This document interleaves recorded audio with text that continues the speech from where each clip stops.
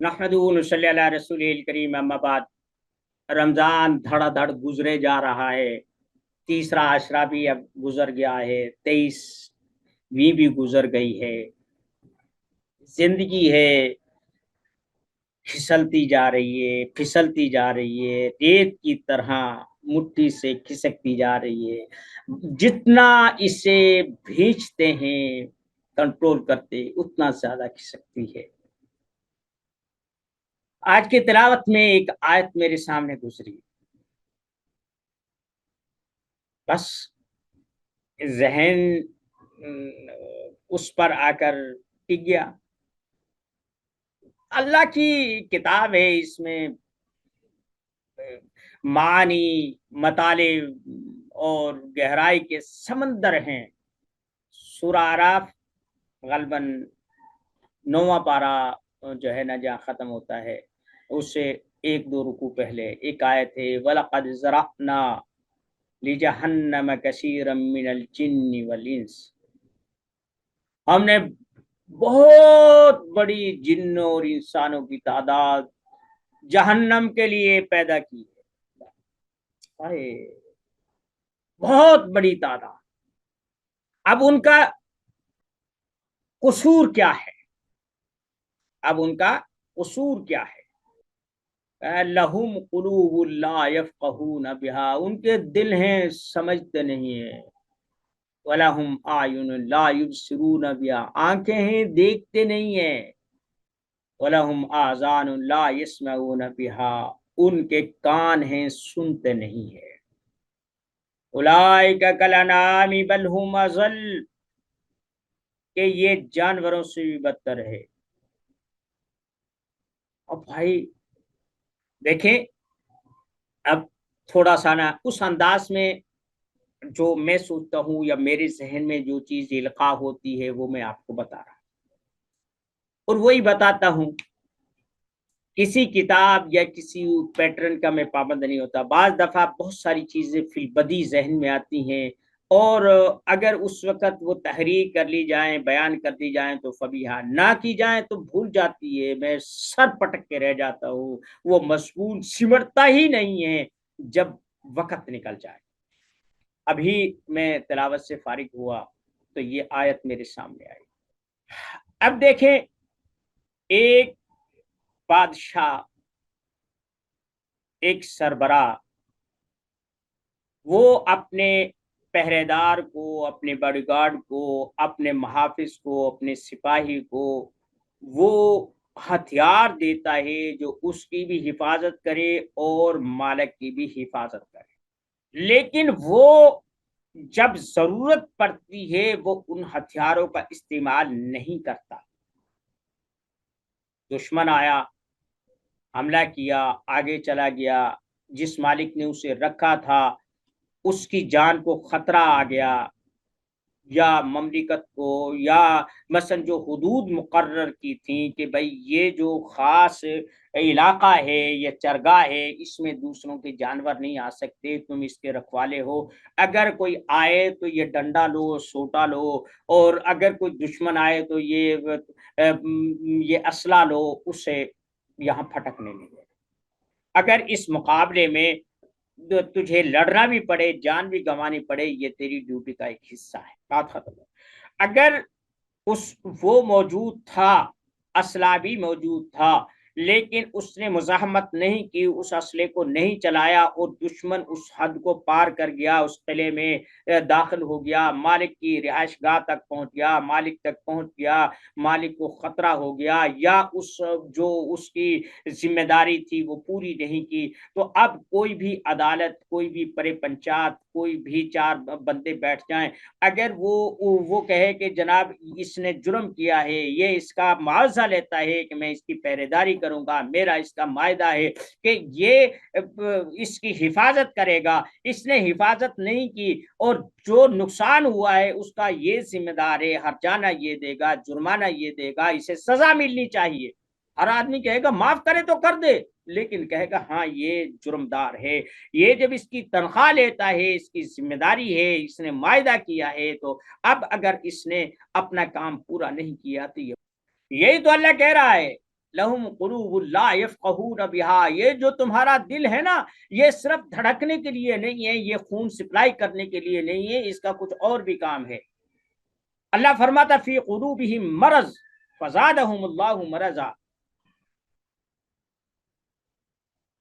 یہ پھر فرمایا وَلَهُمْ أَعْيُنٌ لَا يُبْصِرُونَ بِهَا، ان کی آنکھیں ہیں، یہ ان چیزوں کو جو اس کی ذمہ داری بنتی تھی بحیثیت خلیفۃ الارض، یعنی انی جاعل فی الارض خلیفہ، کہ میں اس زمین میں اپنا نائب بنا رہا ہوں، یہ جو ہتھیار تھے دیکھنا سننا اور بولنا سونگنا اور سمجھنا، یہ ساری چیزیں اس کو دی تھیں کہ یہ اپنی حدود کو پہچانے، اپنی ضروریات کو پہچانے، اپنے مالک کو پہچانے، اپنی ضرورتیں پوری کرے۔ اگر کسی کو علم دیا گیا ہے تو اس علم کی روشنی میں دوسروں کو فائدہ پہنچائے۔ اب کہا کہ اولئک کالانعام بل ہم اضل، یہ تو چوپائے ہیں بلکہ ان سے بھی گئے گزرے ہیں۔ دیکھیں چوپایوں کو دیا ہے لیکن چوپایوں کو نائب نہیں بنایا، چوپائے کو پہرے داری کی ذمہ داری نہیں دی، اس کو اسلحہ نہیں دیا۔ اگر اس کی آنکھ ہے تو اس کی اپنی ضرورتیں ہیں۔ اب گھروں میں بہت سارے لوگوں نے لائسنس لے کے، گورنمنٹ سے لائسنس لے کے اپنے گھروں میں اسلحے رکھے ہوئے ہیں اور اپنے بچاؤ کے لیے بہت ساری تدبیریں کرتے ہیں، وہ اسی حد تک ہے۔ لیکن اگر ایک سرحد پر کھڑا فوجی سپاہی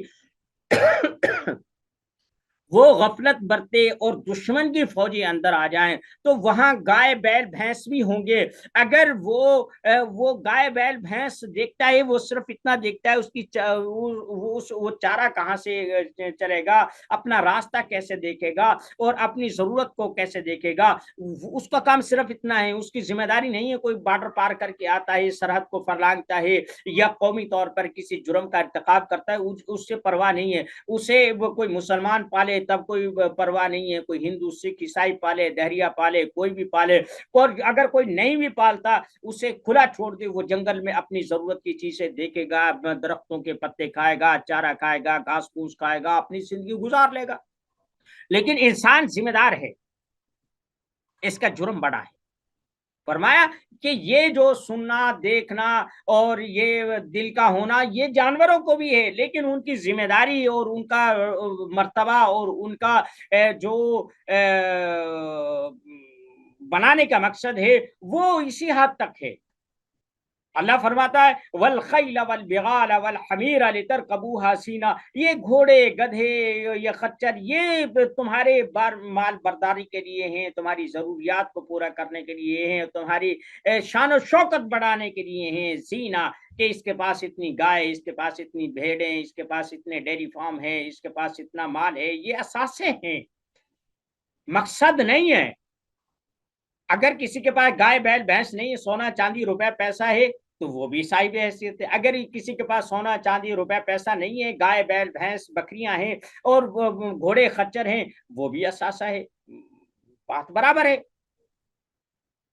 تو بھائی لہم قلوب لا یفقہون بہا، کہ جو تمہیں دل دیا ہے، ہمارے عمومی طور پر جو مذہبی قسم کے لوگوں، علماء تو میں نہیں کہہ سکتا، علماء نما کہہ سکتا ہوں، وہ کہتے ہیں جناب اس سے عبادت مراد ہے، اس سے روزہ مراد ہے، اس سے یہ مراد ہے۔ نہیں بھائی، وہ کہتے ہیں وَلَقَدْ ذَرَأْنَا لِجَهَنَّمَ كَثِيرًا مِنَ الْجِنِّ وَالْإِنسِ، کہ ہم نے کثیر تعداد، بھائی کثیر تعداد میں صرف مسلمان ہی تو نہیں آتے، یہاں تو مطلق ایک بات کہی گئی ہے، ہم نے کثیر تعداد جنات کی اور انسانوں کی ہم نے جہنم کے لیے پیدا کی ہے۔ لہم قلوب لا یفقہون بہا، جو انہیں دل دیا ہے یہ سوچتے سمجھتے نہیں ہیں، ان چیزوں کی اہمیت کو نہیں باور کرتے جو اللہ نے انہیں دی ہیں، جو اس کی ضرورت ہے اس کائنات میں بہتری پیدا کرے، اس کائنات میں رہنے والوں کے لیے بہتری پیدا کرے، اللہ کی اطاعت کرے، ایسے راستے کہ جن میں خلق خدا کو فائدہ ہو۔ الخلق ریال اللہ، کہ یہ جو مخلوق ہے اللہ کا کنبہ ہے، اللہ کے نزدیک سب سے پسندیدہ شخص وہ ہے جو اس کے کنبے کے لیے بہترین۔ اب آپ سمجھے لہم قلوب لا یفقہون بہا ولہم اعین لا یبصرون بہا ولہم آذان لا یسمعون بہا، یہ کیا ہے؟ عبادت کا ان سے کوئی تعلق نہیں ہے۔ ہمیں ہر چیز جو بھی قرآن کی آیت ہے وہ عبادت میں گھسیڑ دی گئی ہے. میں عبادت کا مخالف نہیں ہوں، الحمدللہ میں اتنا ہی مسلمان ہوں جتنا کہ کوئی بھی ہو سکتا ہے، لیکن اس کی غلط تعبیر، غلط معاملات، اس سے میں اتفاق نہیں کرتا. یہ کائناتی رموز ہیں. ایک نیک آدمی، جو بھی کوئی آدمی نیک کام کرے، انسانیت کی فلاح کے لیے کرے، کسی بھی مذہب، کسی بھی طبقے کو، کسی بھی فرقے، کسی بھی ملک اور قوم سے تعلق رکھتا ہو، وہ محسن انسانیت. یہ قرآن کریم یہ صرف جہنم اور دوزخ کا حساب کتاب نہیں ہے، یہ دنیا ہے. اب دیکھیں نا، ہم یعنی معکوس الٹی سوچ کے مالک ہیں. اب رمضان شروع ہوتا ہے، ہر آدمی کہتا ہے جنت کو خوشبو کی دھونی دی جاتی ہے، جنت کے دروازے کھول دیے جاتے ہیں، اور بھائی جہنم کے دروازے بند کر دیے جاتے ہیں، شیطان باندھ دیا جاتا ہے. لیکن مجھے ایک بات بتاؤ، جنت کے دروازے کھلے ہوں یا بند ہوں، جب تک ہم مریں گے نہیں وہاں کیسے پہنچیں گے؟ اب مجھے اس کا کیا فائدہ ہے؟ جہنم کے دروازے کھلے رہیں یا بند رہیں، جب تک میں جی رہا ہوں میں وہاں نہیں جا سکتا. مجھے اس کا کیا فائدہ ہوا؟ شیطان باندھ دیا جاتا ہے. ہم مسلمانوں کے لیے شیطان بندھا ہوا ہے؟ کہاں شیطان بندھا ہے؟ کون سا کام چھوٹا ہے؟ کون سی بے ایمانی چھوٹی ہے؟ 2 نمبری چھوٹی ہے، جھوٹ بولنا چھوٹا ہے، وعدہ خلافی چھوٹی ہے، معاشرتی برائیاں ختم ہوئی ہیں. ہم نے جو لوگوں کے حقوق دبا رکھے تھے ہم نے واپس کر دیے ہیں کہ بھئی شیطان کے بہکاوے کی وجہ سے ہم نے یہ کام کیے تھے، اب ہم آزاد ہو گئے، اب ہم یہ واپس کر رہے ہیں. اور اللہ کے بندوں، ہم تو اپنی یہ تسلیم ہی نہیں کرتے کہ ہم گناہ کرتے ہیں. ہم جو چیز برائی کرتے ہیں اس کی تعویل کر دیتے ہیں، نہیں میرا مطلب یہ نہیں تھا، مجبوری تھی، وگرنہ میں ایسا نہ کرتا، میں وہاں آ کر اس مجبوری میں یہ کام کر دیا تھا، اب اگر میں یہ کام نہ کروں تو سارا معاشرہ ہے، میں کیسے جی سکوں گا، اگر میں سود نہ لوں، یہ کام نہ کروں تو میں کیسے جیوں گا، اکیلا میں کیا کروں گا. یعنی ہم نے گناہوں کو جسٹیفائی کر لیا ہے، ہم نے گناہوں کو ایک جواز کی حیثیت دے دی ہے، اور پھر کہتے ہیں ایک روزہ رکھنے سے اتنا وہ ثواب ملتا ہے، 70 سال کے گناہ معاف ہو جائے. بھائی گناہ تو وہ معاف ہوتا ہے نا جو گناہ تسلیم کیا جائے. عدالت میں اس چیز کو معافی ملتی ہے کہ جو آدمی کہتے ہاں مجھ سے گناہ ہوا ہے، مجھ سے جرم ہوا ہے، اب میں عدالت کے رحم و کرم پر اپنے آپ کو چھوڑتا ہوں، میں معافی مانگتا ہوں اور آئندہ نہ کرنے کا عہد کرتا ہوں. مجھے اب عدالت کی مرضی ہے کہ وہ اسے سزا دے یا اسے بری کر دے. لیکن جب آدمی اپنے آپ کو گرا دیتا ہے، پاؤں پر پڑ جاتا ہے، تو اسے معافی مل جاتی ہے. اب دیکھیں نا، سیدنا سلیمان علیہ السلام کے واقعے میں ہدہد کا ذکر ہے. سلیمان علیہ السلام نے کہا وَتَفَقَّدَ الطَّيْرَ فَقَالَ مَا لِيَ لَا أَرَى الْهُدْهُدْ، میں حدود کو نہیں دیکھ رہا جانوروں میں. تو جب واپس آیا نا کہ میں آپ کے پاس ایک خبر لے کے آیا ہوں، پہلے آتے ہیں وہ پاؤں پر گر گیا. کیوں؟ یہ دھمکی اس تک پہنچ چکی تھی، اولا اصبحنہ اولا یأتینی بسلطان مبین، کہ میں اس کی غیر حاضری کو اس سزا دوں گا، یا تو میں اسے سوا کر دوں گا، یا مجھے کوئی معقول دلیل دے گا کہ جس سے میں مطمئن ہو جاؤں ہاں اس کی غیر حاضری بنتی ہے. ہم نے اپنے آپ کب سلنڈر کیا ہے کہ جو ذبح ہونے سے بچیں گے؟ ہم تو گناہ کو گناہ ہی نہیں سمجھتے. اگر گناہ سمجھتے ہوتے تو رمضان سے پہلے جو ہم کرتوت کرتے تھے اب رمضان میں وہ ترک کر دیے ہوتے. ہماری تو روٹین میں ذرہ برابر سوئی برابر بھی فرق نہیں آیا.